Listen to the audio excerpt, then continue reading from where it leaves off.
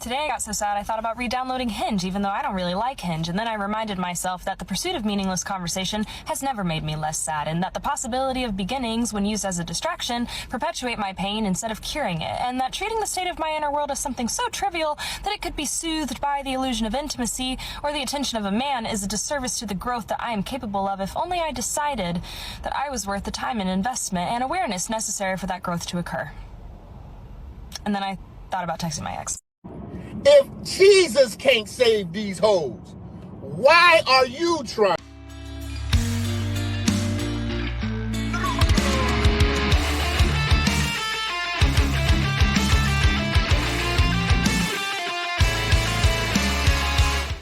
You just can't help them, boys. You just can't help them. All women nowadays whine about dating apps and the lack of good men, yet they stay on those dating apps because they prefer the attention. But ladies and gentlemen, welcome back to the desert, as we have Ampu here, already cringing at where we are witnessing. But gentlemen, if you like what I preach, please like and subscribe so this content can reach more men. But now, in the fog of war, gentlemen, a tank approaches. And you know what that means? That means that you must switch to portrait mode to fit this woman on your screen. She's massive. But anyway, guys, let's see what this woman is complaining about. You know, I used to be really naive about men. I was like, no, like, they can't be that bad. You know, like, they can't be that bad. It's totally okay. No. They lie. That's all they do. They lie. That's literally, like, that's all that they do. They don't do anything else. It's like, oh, no, I really want to go on a date with you. Oh, I'm so sorry. I fucking forgot about you. Can I make it up to you? Oh, my God. I swear to God, I don't have a wife. I swear to God, I don't have any kids. I swear to God, I'm not married. I swear to God this. I swear to God that. Bitch, I am a lying, deceiving douchebag. Swear to God. Okay, you guys, you have to step up your game. You know what I mean? This woman cannot be unhappy. Can you please show your A game next time you're dating her? Now, a lot of you gentlemen coming from America tell me that this is like the average woman, which makes me lose faith in humanity. I don't know, is it that bad really? But regardless of the fact that she is being ghosted a few times, probably because she lies about her weight, bringing it down like 40 pounds on the dating apps, and she has like one picture from a really far or one picture from like a really big close-up, so you cannot tell. I don't know, she's doing some, you know, trickery there to hide her weight, so probably that's why she's being ghosted. Well, don't worry guys, the average man gets ghosted way more than this woman gets ghosted while weighing 300 pounds. So it's alright. It's not that bad, madam. You know, if you were a man and you were, you know, your current weight as a man and you had your current face as a man, which, to be honest, guys, she looks quite a lot like a man, to be honest with you. But if you were a man, if you had a banana between your pants, oh, you will get dismissed like 10 times more while being more attractive even. So, cannot really sympathize a lot. But now, gentlemen, let's move on to more fatherless behavior. I've been on a lot of dates. I've been on a lot of app dates, and I feel like I've got some solid advice for those like early stages, and I want to give some advice to the girls for first dates. You don't. Oh, what a good idea. The person who's single at 30 and has been on 300 unsuccessful dates has some good advice to tell, gentlemen. You know, and the person who has crashed his car 27 times also has some very good advice on driving, wouldn't you see? You don't have to do these things. These things worked well for me, and by worked well, I don't mean like this is a step-by-step on how to get a boyfriend. I don't know what that would be, but I think it helped me kind of protect my time, manage my expectations, and also like suss out if this person would be compatible for me or not. So talking about apps specifically, I was very anti-pen pal. I did not want to talk to someone for a long time before meeting them in person. I rarely gave out my phone number. I was pro just talking on the apps until we met in person, and if things went well, I would give them my number after that first date. I think you can determine within a few days of messaging with someone if you would be interested in meeting them in person. Anything longer than a week was getting too long. Guys, they determine if they like a man on the dating apps from his profile, alright? They don't even need to talk to him, guys. This is why, if you look at the female swiping statistics on these apps, you will find that they dismiss like 80 to 90% of men, you know? it's just based on their looks. They don't need to talk with them. A lot of these chads are very uninteresting when it comes to conversations. Meanwhile, there are a lot of guys that are fun and exciting, but they just don't have the looks to back it up, you know? So, cut this whole thing. We know that you judge solely on the profile pictures. I felt like I had gotten to that place where I was like, okay, like, I think we should just meet in person. I wouldn't like wait for them to suggest it. I would just throw out like, hey, would you want to like get together sometime? First dates for me were always drink dates. So whether that's like a cocktail or going to like a brewery to get a beer or a coffee, I think was fine.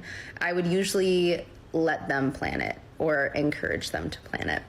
I would tell them maybe like what area of town I lived in, and then when I was available, and like let them run with that. If they were gentlemanly, they would pick a place near what area of town I lived in. But they're not always that way. A lot of them will make you like drive to them. And I would just clock that as something like they weren't trying to make it convenient for me. They were trying to make it convenient for them. It's not like it's a deal breaker, but I definitely noticed when they would do that versus like pick a place near me. Again, dating in the beginning, especially first dates, you're just collecting information. That would just be like something I would collect. The reason I would do drinks is because it's shorter. It's less commitment than a dinner or a meal. It's not as expensive. I would mostly give them work nights to choose from. And that's because I had been burned by planning first dates on weekends before and having someone cancel at the last minute. And you're like, well, there goes my Saturday night, or there goes my Sunday afternoon. And I could have like planned something else and done something else fun. People are flaky. Just probably browsing through TikTok, drinking boxed wine on a Saturday night. But anyway, small parentheses to open here. It's unfortunate, but it happens all the time. I would give them a weekend if I really didn't have anything going on and I didn't mind the thought of maybe they would bail on me, and then I would just have like a night in or something. That was a personal preference. I mean, this is all personal preference. But I'd much rather be canceled on a Tuesday night than on a Saturday night. So now you're on the first date and you're falling in love. Just kidding. And it's cliche, but like, be yourself on the date, right? Put your best foot forward for sure. Like, be respectful, you know, show up. It's a first impression, but you're not trying to win a second date or like impress this person. You want to see if you like them. And yeah, so when it comes to men, they have to impress you, right? They have to pick a place near you because that's convenient. They have to pay for the drink. Of course, gentlemen. They have to probably pay for the gas, probably pay your Uber or drive you home. They have to do this and that and the other thing and text you and be entertaining and 1,000 things. But when it comes to women, don't push it too far, you know? Yes, be kind, like don't spit in their faces, but don't take it, you know, that higher, you know? You don't want to be like kind to them or something. You don't want to push it too far, you know? You don't want to waste a bit of your energy trying to impress them, you know, just be yourself. And if being yourself implicates that you're a 304 with a dating history that makes guys want to pull their eyes out, hey, just be yourself. They want to see if they like you, and that should be the goal of the dates, right? It's not like you shouldn't be bending yourself to fit into whatever they might be looking for. You want them to like you for you and vice versa. And sometimes you'll be on a date and you will realize during the date that you are not interested in seeing this person again. And that's okay. Like, that's what you're there to figure out. And when that would happen to me, I would just say, okay, I'm going to spend the next hour getting to know someone that I don't know. And I bet I can still like learn things from them and have a nice time. Or at the very least, get a really good story out of it if it's bad. I would never have more than like 2 drinks on a first date. Again, do whatever you want. Oftentimes I would have 1 because I want to keep my wits about me and drive home. And I also just, I don't know, I feel like that's the perfect length of a first date, is to like have a drink. Also just don't drink a lot on work nights usually. So when I would go on dates and drink, I'd be like, okay, this is like an exception. Now this is controversial, but if you disagree with me, I would just say you and I wouldn't date, and that's okay. But I do think men should pay in the beginning. I think for me, that also stems from having spent a lot of years in like friend zones and like situationships and like not knowing where I stood with someone, that to me, when the guy pays on a first date, it just like solidifies that it is a date, that we are here to find romantic connection. Yeah, guys, don't mind my previous situationships where chads just pumped my ass and walked out without having to pay for a McDonald's meal. If you want me to be interested, come on, you have to pay the date, all right? you dusty. Don't try to save a bit of cash. You have to pay for the date. These other 50 guys who didn't pay for the date, yeah, don't mind them. It's in my past. It doesn't matter anymore. It's such a loser thing to do. Like, you are a loser. You are paying for something that the other man got for free. Can you picture that in any other scenario? Like, imagine you're invited to a birthday party and they give out cake to everyone for free, and then when they give you a piece, they tell you that you gotta pay $5 for it. It's shameful. It's a disgrace. It's embarrassing. Like, what are you, less of a person or something? Only a loser will do that, guys. Meaning to say, if a woman, you know, is a respectable woman, has dignity, oh yeah, pay for the date, absolutely. You know, if she is worth it. But if she has once in her life done this behavior where other men got it for free, don't pay for it. You are a loser if you pay for it. Friends don't pay for each other, you know, like that kind of thing. Also, we could get into like wage gap and how much effort like women put in to like look nice on first dates and all of that stuff. But like, it's... Yeah, well, I don't give a fuck about how much effort you put. First off, nobody imposed this standard for women to wear lots of makeup. Women have been wearing lots of makeup from millennia ago, and it wasn't men who imposed it, alright? Men have been having S3X with women thousands of years before the invention of toilet paper, alright? And many other things. So nobody cares. Probably, guys, in the past, women, a lot of women didn't shave their legs. Men just didn't give a shit about it. You know what I'm saying? Like, this whole, oh, I put $300 into my looks. Okay, I didn't force you to, alright? You made this a standard. First off. Second off, even if you do, and even if we impose the standard, I still don't care. You impose like 400 standards on men to pay the date, to pay the gas, to plan ahead, to do this and that. But then when it comes to women, you have this one thing you have to do to be an adult, and you complain about it all the time. And you can suck my about the wage gap, alright? It's a drink. Also, speaking for myself, if the situation were to continue forward and we would like start dating, that would come back around to them. I like to like give gifts and treat people and do other things. So, and I know I would be like helping them emotionally and doing all of the things that women do. I can unpack that a lot later. The so-called mental labor that, again, nobody's asking for. I don't need a therapist. No man is out there wanting mental labor to be done on him, alright? Give me a good sloppy toppy. Nobody asked you for mental labor and all that bullcrap. But it's funny, guys, because men, there are so many men, so many, that are complaining about a dead bedroom, that are complaining about their wife not initiating S3X like ever. And when it comes to that, why don't you start with that? There are millions of men complaining about that. My wife is, you know, dead in the bedroom. She doesn't do anything. She never initiates. She, you know, most of the days she has a headache or something like this. Why don't you try and fix that? Instead of, you know, trying to portray yourself as some sort of martyr because you're doing the mental labor that nobody asked you to do in the first place.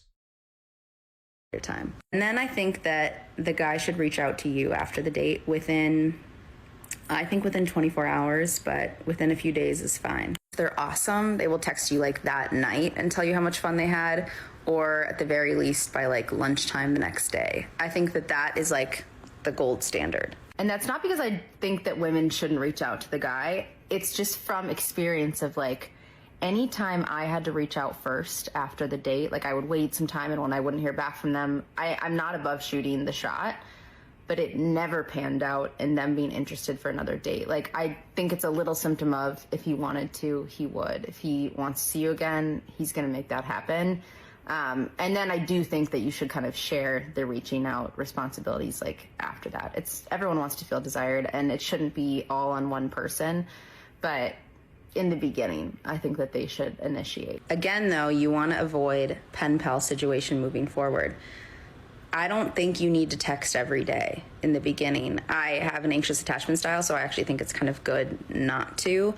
I think that, you know, if they text you, hey, I had a great time last night, I would love to see you again, and you could say, yeah, I think that would be so great. Like, I'm free on Saturday. If you want to do something, then you make the next plan. And then honestly, you don't even really have to talk until like hopefully the day of they confirm with you or the day before.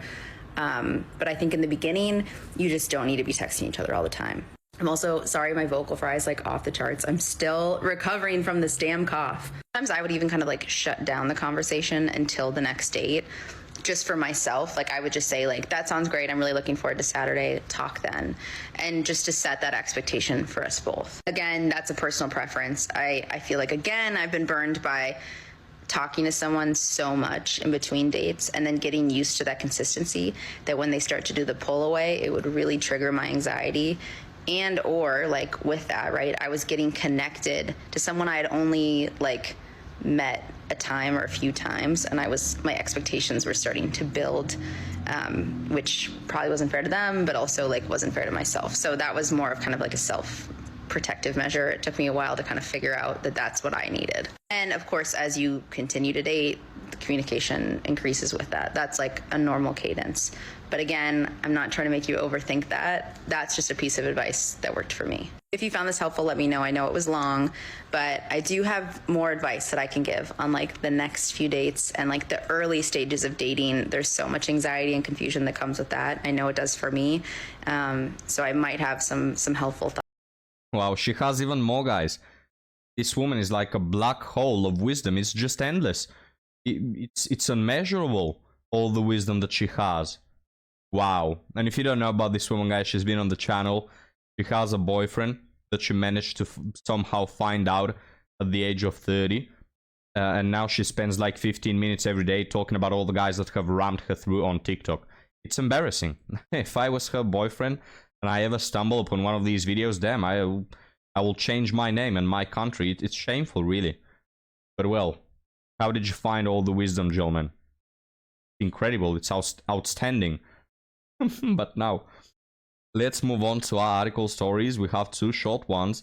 The first one reads, breaking up due to corn videos.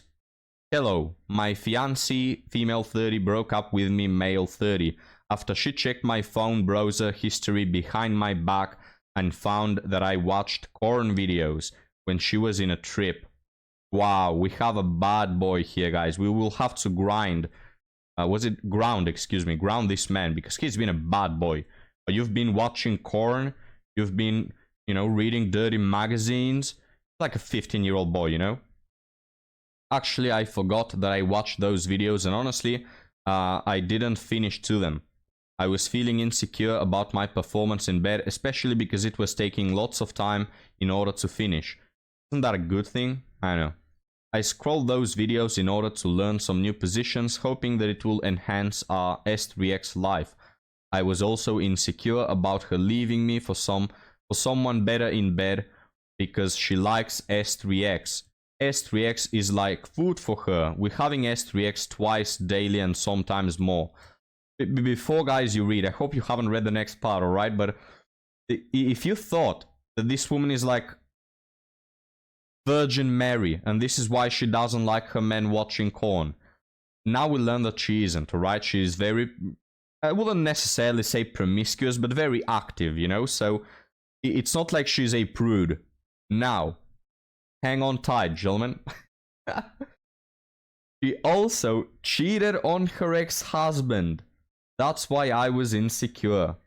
I didn't even know that I was cheating when I scrolled through the videos. Is it considered as cheating? You can't make this stuff up, guys.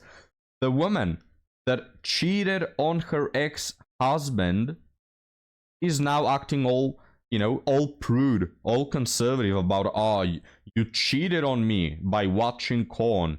This is why I never take those women seriously, the ones who try to act like they have the moral high ground. Oh, I don't want my boyfriend watching corn.